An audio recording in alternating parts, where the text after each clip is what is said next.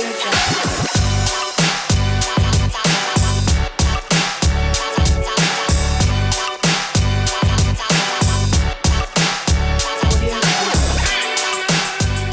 anak-anakku yang ada di rumah, bertemu lagi dengan Ibu Guru Emil. Hari ini kita akan kembali melanjutkan pembelajaran kita. Namun seperti biasa kita akan berdoa kepada Tuhan. Anak-anakku di rumah, silakan lipat tangan dan tutup mata, kita akan berdoa. Kita berdoa. Allah Bapa kami yang baik, hari ini kami datang tunduk syukur di hadapan hadirat-Mu, menandai segala berkat dan kasih penyertaan di dalam sepanjang kehidupan kami. Tuhan Yesus, hari ini kami akan memulai pembelajaran kami. Tuhan kiranya memberkati sepanjang pembelajaran kami hari ini. Biarlah apa yang boleh anak-anakmu pelajari, boleh dapat mereka pahami dan mengerti. Terima kasih Tuhan, di dalam nama Tuhan Yesus kami telah berdoa dan mengucap syukur. Haleluya, amin.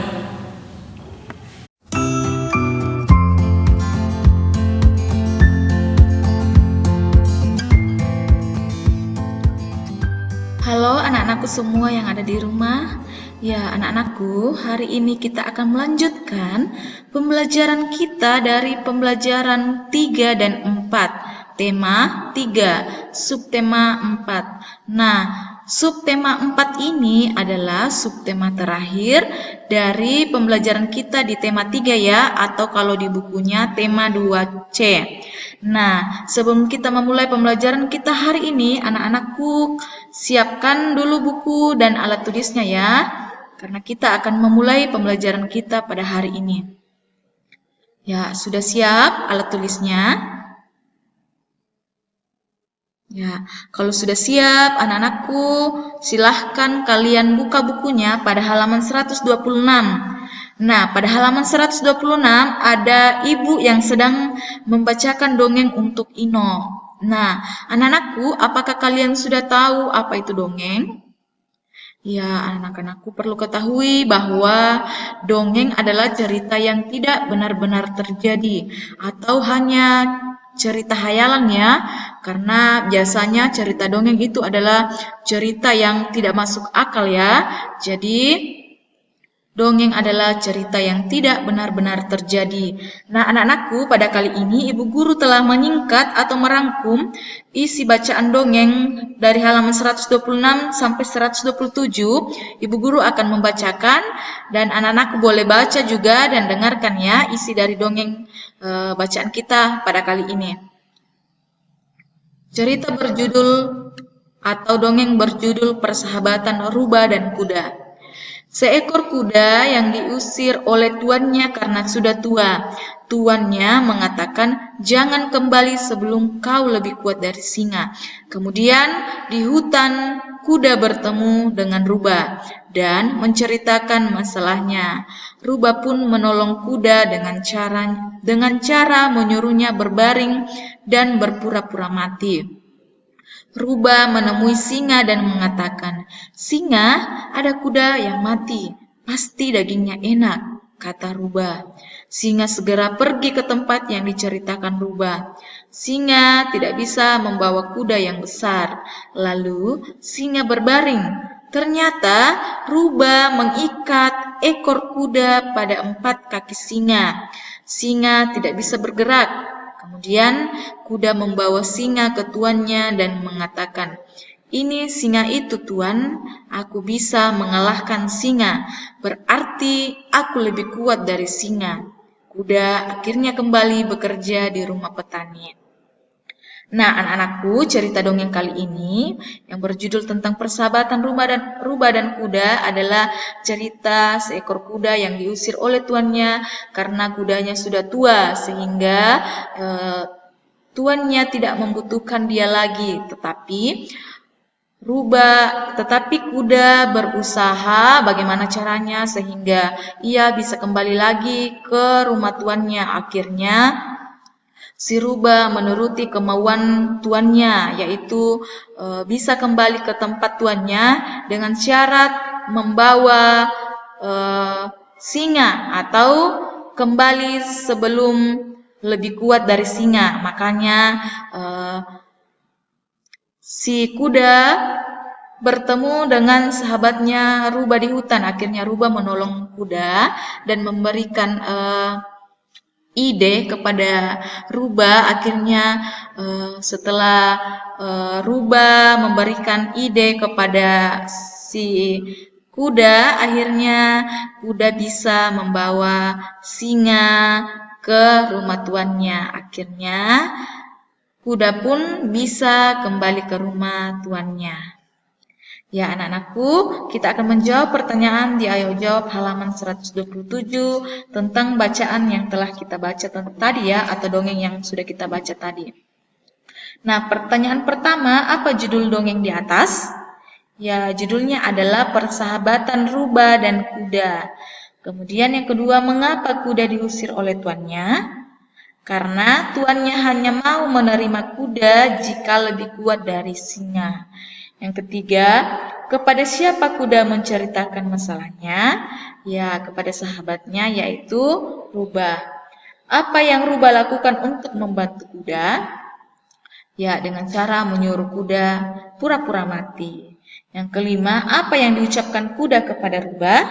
Ya, kuda mengucapkan terima kasih karena Rubah sudah menjadi teman yang baik, atau karena Rubah sudah menolong rusa.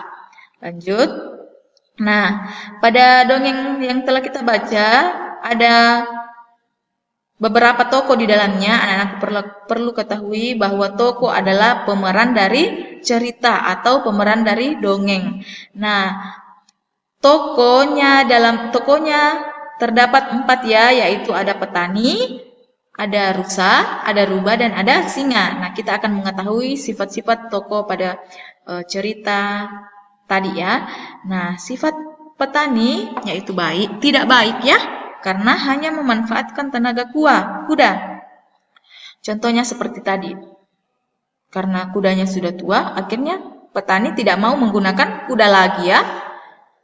Ya, kemudian kuda sifatnya baik karena bertanggung jawab melaksanakan tugasnya. Ya, jadi tuannya mengatakan boleh kembali ke sini asalkan dia bisa lebih kuat daripada singa. Oleh karena itu, kuda mencari cara bagaimana caranya sehingga ia bisa membawa singa ke rumah tuannya. Kemudian rubah sifatnya baik karena menolong rubah yang sedang membutuhkan pertolongan. Kemudian singa mudah tertipu hanya karena diiming-imingi makanan. Jadi karena singa diiming-imingi atau dibujuk makanan sama rubah, akhirnya tanpa perlu pikir panjang, akhirnya singa segera bergegas ke tempat yang ditunjukkan oleh rubah. Nah, tokoh siapakah yang paling kamu sukai? Nah, pasti dari sifat tokoh ini anak-anakku mempunyai tokoh yang anak-anakku sukai ya. Pasti anak-anakku memilih tokoh yang baik ya. Ya, lanjut. Ayo diskusi halaman 129. Nah, ayo diskusi pada halaman 129 ada cerita di situ tentang Rania bergabung dengan anak laki-laki bermain bersama. Nah, Ibu Guru bacakan ya. Ino dan beberapa anak laki-laki bermain bersama. Mereka bermain membentuk lingkaran sambil bergandengan tangan. Rania tertarik dan ingin ikut serta bermain. Bolehkah aku ikut bermain? Kata Rania. Boleh saja, kata Sandi. Tapi kita semua anak laki-laki. Tidak apa-apa, aku bergabung ya, kata Rania. Ayo bergabung kemari, kata Ino. Rania pun terlihat gembira bermain bersama anak laki-laki. Nah, anak-anakku, dari bacaan ini kita bisa belajar bahwa dalam sebuah permainan atau dalam kehidupan kita sehari-hari, sebaiknya kita tidak membeda-bedakan ya antara laki-laki dan perempuan. Kita harus tetap saling hidup rukun, saling bisa menerima satu sama lain, tidak membeda-bedakan ya. Nah, kita akan mengetahui sifat Ino ya. Nah, sikap yang ditunjukkan Ino dan teman-teman terhadap Rania adalah sikap tidak membeda-bedakan teman laki-laki dan perempuan, atau sikap Ino dan teman-temannya adalah sikap yang baik. Iya, sikap yang baik. Karena dia tidak membeda-bedakan temannya. Lanjut. Sikap Ino dan teman-teman patut untuk dicontoh. Mengapa patut dicontoh? Ya, karena Ino dan teman-temannya tidak membeda-bedakan Rania. Karena meskipun Rania perempuan, tidak menghalangi Ino bersama teman-temannya untuk Rania ikut bergabung bersama mereka. Lanjut. Nah, anakku, ayo berlatih halaman 130. Pada halaman 130, Ino memiliki 2 lembar uang 10.000. Jika Ino membeli 2 macam jajanan, es krim, dan makanan, tuliskan 3 kemungkinan jajanan yang bisa dibeli Ino. Nah, di sini Ino sudah membeli 2 macam jajanan ya. Nah, kali ini kita akan mengisi kemungkinan-kemungkinan yang akan dibeli Ino dengan menggunakan uangnya senilai 20.000. Nah, sisa uang jajan akan Ino tabung. Jika Ino jajan sesuai contoh, berapa sisa uang Ino?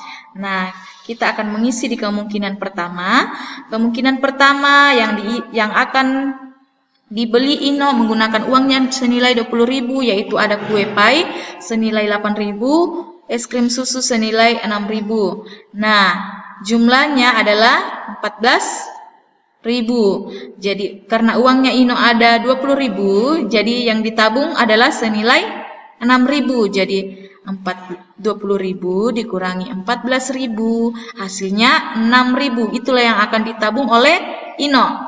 Kemudian kemungkinan kedua, Ino bisa membeli es krim coklat senilai 11.500, donat senilai 5.000. Nah, totalnya ada 16.500.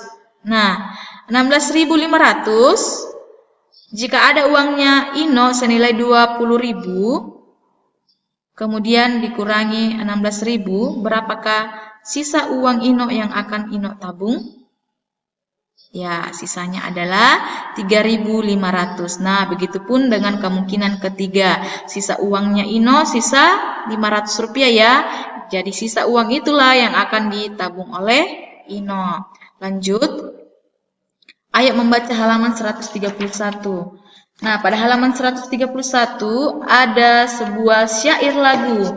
Nah, sebelum kita membaca syair lagu ini, Ibu Guru akan memperdengarkan lagunya ya.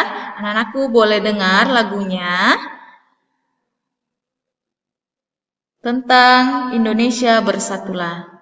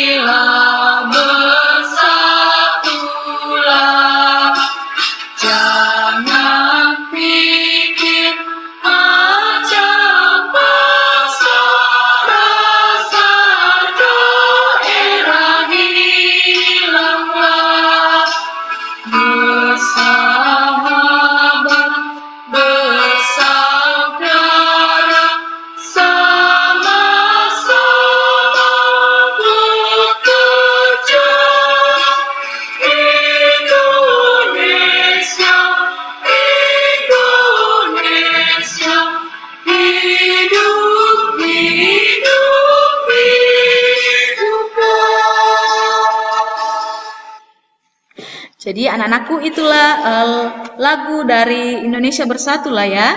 Jadi tapi kali ini kita akan membaca lirik atau syair lagu ini menggunakan mimik wajah dan intonasi yang sesuai. Nah, jadi karena ini adalah tentang ajakan untuk bersatu, jadi kita bacakan dengan penuh semangat dan dengan ceria ya, karena kita mengajak orang untuk bersatu. Jadi dengarkan Ibu Guru bacakan ya.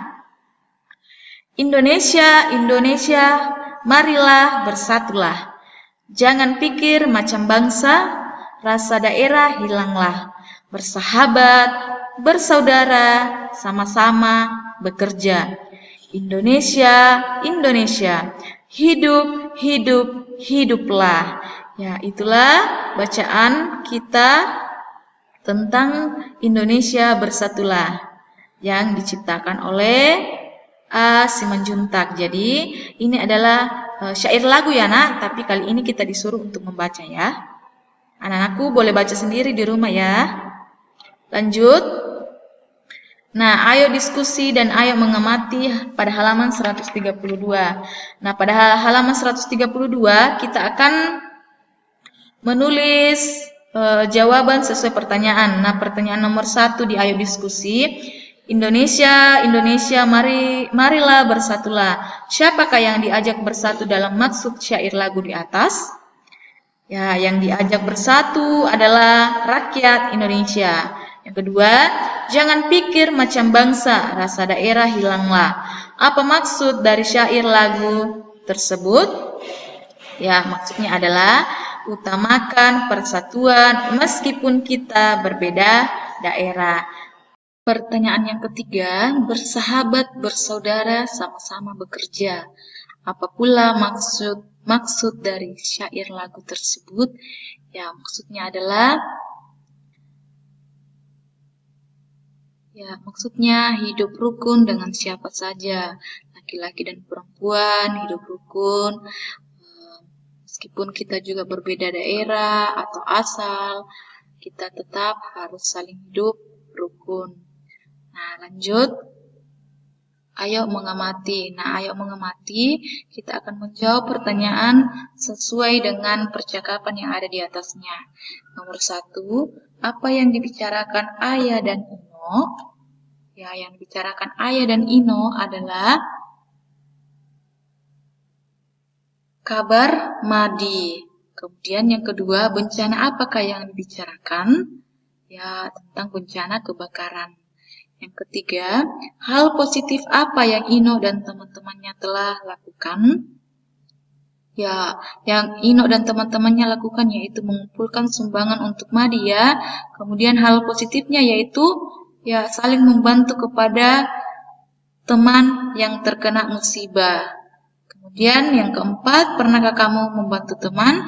Ya, jadi pertanyaan ini anak-anakku jawab sendiri ya.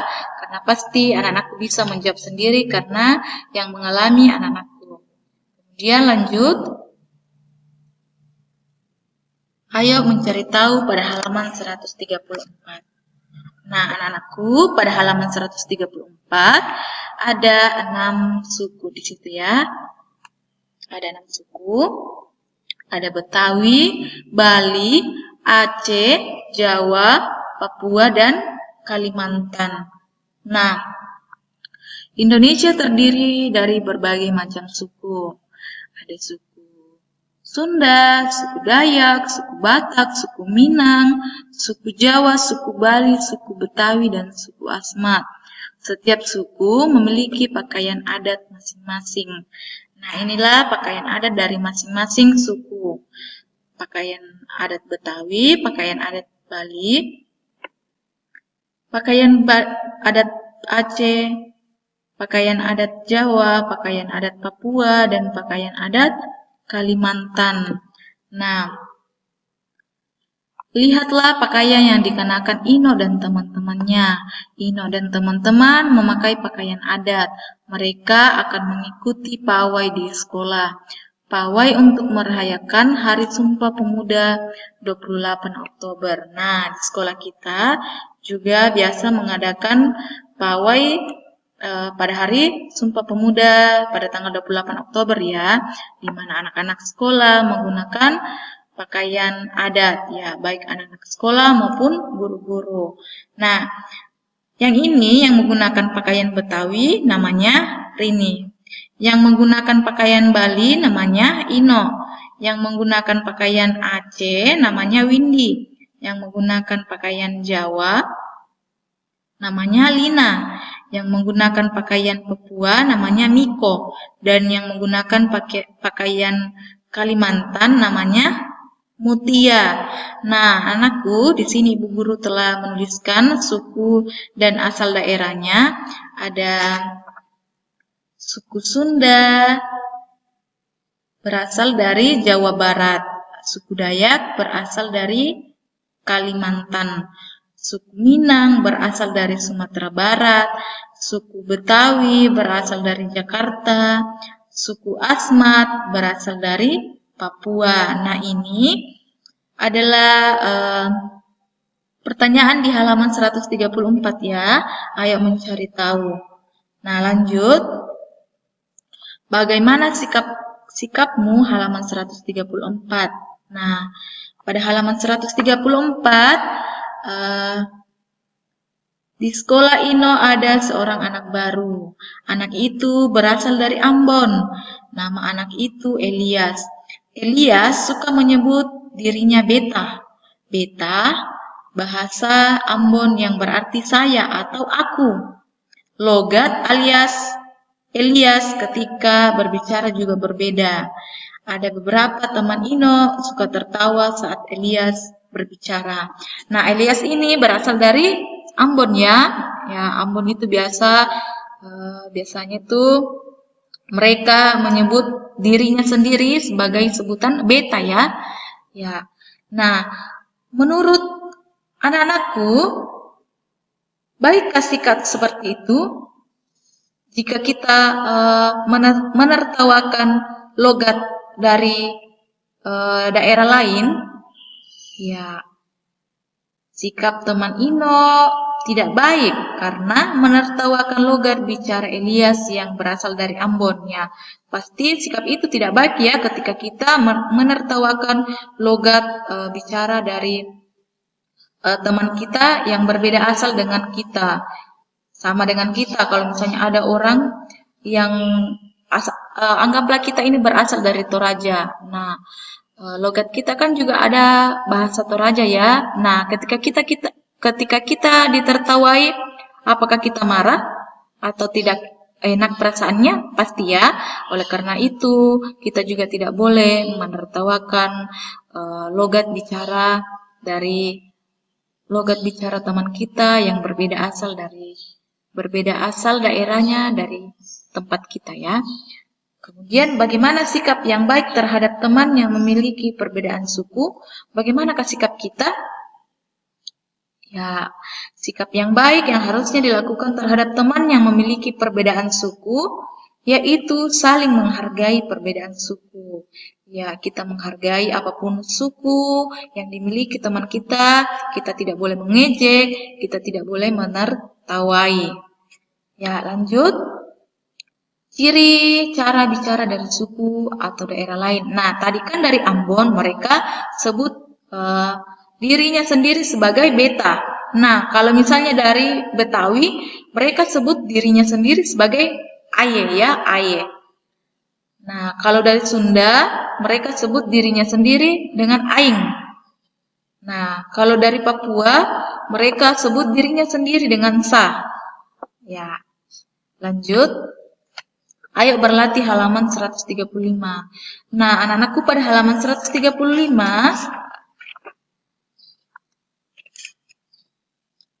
ada acara pawai yang diadakan di Pasar Murah.